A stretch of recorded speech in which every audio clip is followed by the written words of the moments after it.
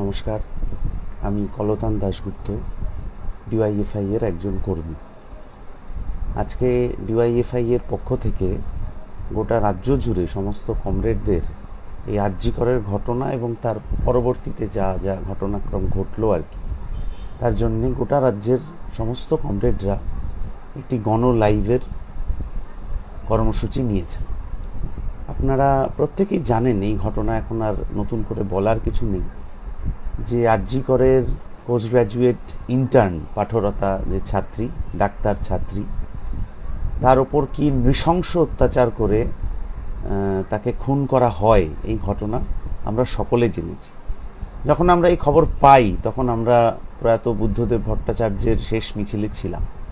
সেই মিছিল শেষ করেই আমরা যখন আরজি করের পৌঁছাই বিকেল সন্ধে নাগাদ, তখন আমরা দেখতে পাই যে ইতিমধ্যে পুলিশ প্রশাসন ভয়ঙ্কর প্রোঅ্যাক্টিভ হয়ে উঠেছে এবং তারা ভীষণ কাজে ব্যস্ত। কি ব্যস্ত না, ততক্ষণে পোস্টমর্টেমের কাজকর্ম প্রায় শেষ হয়ে গিয়ে সেই নির্যাতিতার দেহ তার বাড়িতে পাঠানোর জন্য পুলিশ ভয়ঙ্করভাবে তৎপর ছিল। আমরা ঘটনাক্রম জানতে চাই, কি হয়েছিল, কোথায় হয়েছিল, কেন হয়েছিল ইত্যাদি। একেবারে ছোটবেলায় একেবারে মুখস্থ করা নামতার মতো করে ওখানে উপস্থিত পুলিশ কর্তারা বলতে থাকেন যে ওই তো পরিবার যা চেয়েছিল আমরা সব ব্যবস্থা করে দিয়েছি, পরিবারের কোনো ব্যাপার নেই, আপনাদেরও আর কোনো ব্যাপার নেই। আমাদের একটু খটকা লাগতে থাকে। আমাদের নেতৃত্ব তারা বলেন যে আমরা একটু পরিবারের সাথে কথা বলতে চাই, সে যে কোনোভাবেই হোক আমাদের একটু কথা বলানোর ব্যবস্থা করে দিলে ভালো হয়। কিন্তু পুলিশ প্রশাসন কিছুতেই সেটা করতে রাজি ছিলেন। পুলিশ প্রশাসনের কর্তারা ক্রমাগত বলতে থাকেন যে কথা বলতে হলে বাড়ি চলে যান, এখানে কথা বলা যাবে না। এবং পুলিশের যেভাবে তৎপরতা, পুলিশের যেভাবে গোপনীয়তা, এটা দেখে আমাদের সন্দেহ দৃঢ় হতে থাকে যে পুলিশ সম্ভবত কিছু একটা লুকোতে চাইছে, অন্য কোনো ঘটনা ইত্যাদি ঘটেছে। আমরা পরবর্তীকালে জানতে পারি যে আরজি করে এই ধরনের ডাক্তারি ছাত্রছাত্রীদের অস্বাভাবিক মৃত্যু, এইটা যে শুধুমাত্র এই নির্যাতিতার ক্ষেত্রেই ঘটলো সেরকমটা নয়, এর আগেও বেশ কিছু ঘটনা ঘটেছে। প্রতিবারই আরজি করের নামটাই কেন চলে আসে, এই ধরনের আশঙ্কা যখন আমাদের থাকে, সেই আশঙ্কার কথা বলতে আমরা পরিবারের সাথে কথা বলতে চাই। খুব দ্রুত গতিতে, মানে কার্যত গ্রিন করিডোর করে পুলিশ যখন নির্যাতিতার দেহকে তার পরিবারের লোকজন সমেত বাড়ি নিয়ে যাওয়ার চেষ্টা করছিল, আমরা একটু কথা বলতে চাই, যে আমরা একটু কথা বলতে চাই পরিবারের সাথে, কোথায় কি সমস্যা হচ্ছে না হচ্ছে ইত্যাদি। কারণ ততক্ষণে সোশ্যাল মিডিয়াতে, আরও বিভিন্ন মিডিয়াতে নানা রকম খবর এই ঘটনায়, এই ন্যাক্কারজনক পাশবিক ঘটনা সম্পর্কে নানা রকম কথা উঠে আসছে। অদ্ভুতভাবে, এটা শুধু অদ্ভুতভাবে বললে বলাটা ভুল হবে, অন্যান্য প্রতিবারের রেকর্ড অক্ষুণ্ণ রেখেই কলকাতা পুলিশের পুরুষ যে বাহিনী, পুলিশের বড় কর্তা যারা পুরুষ পুলিশ, তারা আমাদের মহিলা কর্মীদের গায়ে হাত দিয়ে তাদেরকে ধাক্কা মেরে রাস্তায় ফেলে দিয়ে, একটা বড় দুর্ঘটনা ঘটে যেতে পারতো সেদিন, রাস্তায় ফেলে দিয়ে কোনো মতে গাড়িটা তাদেরকে এখান থেকে বের করে নিয়ে যাওয়াটারই উদ্দেশ্য ছিল। এটা আমরা পরে জানতে পারি যে ওখানকার দমদমের যিনি তৃণমূলের হয়ে লোকসভায় জিতেছেন, তার যিনি নির্বাচনী এজেন্ট ইত্যাদি সেই ভদ্রলোক, তিনি গোটা দিন ব্যাপক দৌড়াদৌড়ি করেছেন যাতে এই ঘটনাটা বেশি কোনো মানুষ সেইভাবে জানতে না পারেন, এটা যাতে কোনো মতে কাজটা শেষ হয়ে যায়, সেই চেষ্টাটা উনি সারা দিন ধরে করেছেন, রাত অবধি ছিলেন। এবং নির্যাতিতার দেহ যখন তার বাড়িতে পৌঁছায়, তার পরিবারের মানুষ পৌঁছানোর আগে কয়েক গাড়ি পুলিশ তারা দাঁড়িয়ে রয়েছে, কি ব্যবস্থা হবে না হবে সবার জন্য। এতখানি পুলিশের অ্যাক্টিভনেস, এতখানি পুলিশের কাজকর্ম ইত্যাদি, কিন্তু পুলিশ আজ অবধি ঘটনার তদন্ত কোন পথে যাচ্ছে সেটা বলতে পারে। এই ঘটনার পর আমাদের মনে হয় যে এইটা নিয়ে আমাদের অবশ্যই প্রতিবাদে নামতে হবে, এবং আমরা প্রতিবাদে নামি। আরজি কর হাসপাতালের সামনে একটা অবস্থান মঞ্চ তৈরি করা হয়, যেখানে আমরা এসএফআই, ডিওয়াইএফআই, আইডুয়ার পক্ষ থেকে আমরা এই ঘটনার প্রতিকার চেয়ে, সুবিচার চেয়ে, সবার যাতে যারা দোষী, প্রকৃত দোষী, তাদের শাস্তি হয়, এর জন্য আমরা একটা অবস্থান মঞ্চ করতে থাকি। ইতিমধ্যে পুলিশ একজনকে গ্রেপ্তার করেছে বলে জানায়, এবং অদ্ভুতভাবে, এরকম আমার স্মৃতিতে খুব একটা নেই, বাকিদের কারোর থাকলে বলতে পারেন, অদ্ভুতভাবে এটা আমরা দেখি যে এ রাজ্যে মুখ্যমন্ত্রীও এই ঘটনায় দোষীর ফাঁসি চাইছেন বলে মিডিয়ায় প্রকাশ পায়, আর যাকে অভিযুক্ত হিসেবে ধরা হয়েছে তিনিও বলতে থাকেন যে হ্যাঁ আমাকে ফাঁসি দিয়ে দিতে পারেন, কোনো ব্যাপার। এই একটা অদ্ভুত সমাপতন কেন থাকে, এটা নিয়ে আমাদের সন্দেহ হতে থাকে। আমাদের অবস্থান মঞ্চ গড়াতে থাকে, লাগাতার অবস্থান চলতে থাকে, দিন রাত 30 ঘন্টা, 40 ঘন্টা, 50 ঘন্টা আমাদের অবস্থান মঞ্চ চলতে থাকে। বহু মানুষ সেই রাস্তা দিয়ে মিছিল ইত্যাদি নিয়ে আসেন। আমরা তাদের সাথে সংহতি জানিয়ে একসাথে এই নির্যাতিতার বিচারের দাবিতে এবং যাতে প্রকৃত অপরাধীরা শাস্তি পায় তার জন্য লড়াই চালাতে থাকি। এই লড়াই চালাতে চালাতে খবর পাওয়া যেতে থাকে যে এই হাসপাতালের যারা প্রশাসনিক মাথায় বসে রয়েছেন, যারা প্রশাসনিক প্রধান, যারা হাসপাতাল চালান, তাদের আরও নানান দুর্নীতির খবর বাজারে আসতে থাকে। বায়োমেডিক্যাল যে ওয়েস্ট হয় হাসপাতালের ক্ষেত্রে, সিরিঞ্জ ইত্যাদি, সেইটা বাইরে পাচার করে কোটি কোটি টাকার দুর্নীতির খবর আসতে থাকে। মেডিকেল কলেজে কোনো পেশেন্ট ভর্তি হতে যাবেন তার বেড পাওয়া, বা কোনো ছাত্র ভর্তি হতে যাবে তার সিট পাওয়ার ক্ষেত্রে নানান দুর্নীতির খবর আসতে থাকে। ওষুধ, টেন্ডার, আরও এরকম নানা ক্ষেত্রে দুর্নীতি এই পশ্চিমবাংলায় নতুন কথা নন। আমরা সমস্ত মানুষ জানি যে দুর্নীতিটা কিভাবে হচ্ছে এই পশ্চিমবাংলায়। ফলে এই যত দুর্নীতির খবর আসতে থাকে তত আমরা বুঝতে পারি যে এই আন্দোলনটাকে আরও তীব্রতর করার প্রয়োজন রয়েছে। এবং সেই আন্দোলন তীব্রতরার প্রয়োজন থেকেই বহু মানুষ, সাধারণ মানুষ 14 তারিখ রাত্রিবেলা মেয়েরা রাত দখল করো এই স্লোগান নিয়ে রাস্তায় নেমে পড়তে চান। তার পোস্টার সোশ্যাল মিডিয়া ইত্যাদিতে ভাইরাল হয়ে যায়। আমরাও সেই আন্দোলনের মধ্যে নেমে পড়ি এবং আরজি কর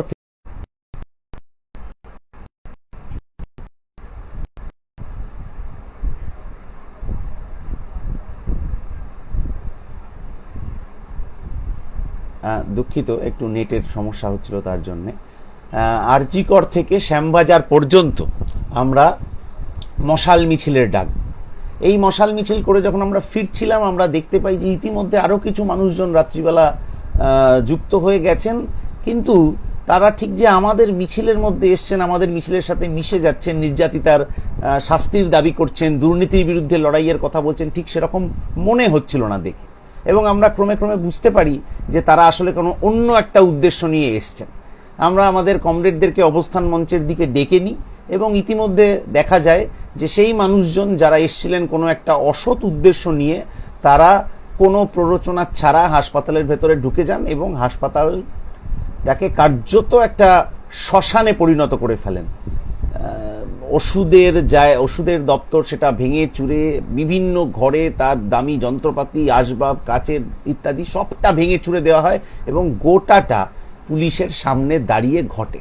সেই বাহিনী যতক্ষণ ধরে এই ঘটনা চালাচ্ছে ততক্ষণ অবধি আমরা উল্টো দিকের অবস্থান মঞ্চে দাঁড়িয়েছিলাম, কিন্তু সেই সময়ের পুলিশের যা কার্যকলাপ হওয়া উচিত ছিল সেটা আমরা দেখতে পাই। তারপরে যখন আমরা চলে আসি এবং এই যে ঘটনাটা ঘটে সেই ঘটনাকে ধিক্কার জানিয়ে আমরা ঠিক করি যে আজকে বিকেলবেলা মিছিল হবে শিয়ালদা থেকে শ্যামবাজার পর্যন্ত, এবং সেখানে গিয়ে আমরা সাংবাদিক সম্মেলন করে আমরা পরবর্তী কর্মসূচি, পরবর্তী আন্দোলনের কথা ঘোষণা করব। যখন আমাদের এই শিয়ালদায় আজকে কমরেডরা জমায়েত হতে শুরু করেন তখন দেখা যায় যে পুলিশ সে গতকাল রাতের তার যে ভীতু ভাব ছিল, গতকাল রাতে সে যে গুটিয়ে গেছিল দুষ্কৃতীদের সামনে, সেই খোলস ছেড়ে সে বেরিয়ে এসছেন তারা। এবং আবার এই শান্তিপূর্ণ মিছিল যেটা হওয়ার কথা ছিল আরজিকর ভাঙচুরের ঘটনাকে প্রতিবাদ জানিয়ে, সেই ঘটনার মিছিলে তারা হচ্ছে যে একের পর এক কমরেডদেরকে গ্রেপ্তার করতে থাকেন, লালবাজারে নিয়ে যাওয়া হয় ইত্যাদি। আমাদেরকে মিছিল করতে দেওয়া হয় না। নেতৃত্ব নানান কৌশল অবলম্বন করে এই রাস্তা না ওই রাস্তা, বাদিক না ডান দিক, এই করে শেষমেশ আমরা মিছিলটা করতে পারি। কিন্তু তার সাথে যে দুর্ভাগ্যজনক ঘটনাটা ঘটে যায় সেটা হচ্ছে যে আমার রাজ্যের মুখ্যমন্ত্রী সরাসরি আমাদের সংগঠনকে আক্রমণ করে গতকালের রাতের ঘটনার জন্য আমাদেরকে দায়ী করেন। কোনো একটা কি ভিডিও টিডিও ইত্যাদির কথা তিনি বলেছেন। ভিডিও অনেকগুলো আমাদের কাছেও রয়েছে, যে ভিডিওতে আমরা স্পষ্ট এই প্রমাণ দেখাতে পারি যে যারা এই হামলার সাথে যুক্ত হলেন তারা কেউ আমাদের সংগঠনের কথা নন। মুখ্যমন্ত্রী যে অসত্য ভাষণ করেছেন সেটা প্রমাণ করার মতো যথেষ্ট ভিডিও আমাদের সকলের কাছে রয়েছে। কিন্তু এই যে নজর ঘুরিয়ে দেওয়ার চেষ্টা হলো, এই যে মোড় ঘুরিয়ে দেওয়ার চেষ্টা হলো, যে ওই ভাঙচুরের আন্দোলনটা ডিওয়াইএফআই করেছে, আমরা আন্দাজ করতে পারি যে গতকাল রাতে যে পরিমাণ মানুষ রাস্তায় নেমে কোথায় মিউনিক, কোথায় ডাবলিন, কোথায় দিল্লি, আর কোথায় আরজিকর, আর কোথায় ধূপগুড়ি, আর কুচবিহার, আর ক্যানিং, আর কাকদ্বীপ, গোটা পৃথিবীর মানুষ, ভারতবর্ষের মানুষ, পশ্চিমবাংলার মানুষ যেভাবে এই নির্যাতিতার প্রতিকার চেয়ে, নির্যাতিতার পাশে দাঁড়িয়ে, তার পরিবারের পাশে দাঁড়িয়ে অপরাধীদের শাস্তির দাবিতে রাস্তায় নেমেছিলেন। উই ওয়ান্ট জাস্টিস স্লোগানটা কাকদ্বীপ থেকে কোচবিহার শুধু নয়, ডাবলিন থেকে কলকাতা অবধি শোনা গেছিল। সেইটাতে আসলে মুখ্যমন্ত্রী এবং তার শাসক দল সম্ভবত ভয় পেয়ে গিয়ে থাকবেন। এই ভয়ের ফলে ডিওয়াইএফআই এর নাম করে এই অসত্য ভাষণ, এই মিথ্যা প্রচার চালানোর চেষ্টা হয়েছে। আমরা দেখেছি আজ সকালবেলা কলকাতা পুলিশের ফেসবুক পেজে, সোশ্যাল মিডিয়াতে কতগুলো ছবি দেওয়া হয়েছে। কলকাতা পুলিশ আইডেন্টিফাই করেছেন যে এই ব্যক্তিরা ভাঙচুরে যুক্ত ছিলেন। কেউ যদি তাদের নাম, ঠিকানা ইত্যাদি জানেন তাহলে তাদেরকে জানানোর অনুরোধ করেছেন। আমরা ঘোষণা করছি যে ওই যতগুলো ছবি টবি ইত্যাদি রয়েছে তার মধ্যে কোনো ডিওয়াইএফআই এর কর্মীকে মুখ্যমন্ত্রী কেন, পুলিশও কেউ খুঁজে পাবে না। হ্যাঁ, এবার যদি কোনো মিথ্যে মামলা চাপানোর হয়, ডিওয়াইএফআই কর্মী নেতৃত্বকে এই ধরনের মিথ্যে মামলায় আগে বহু ফাঁসানো হয়েছে, সেটা বড় কথা না।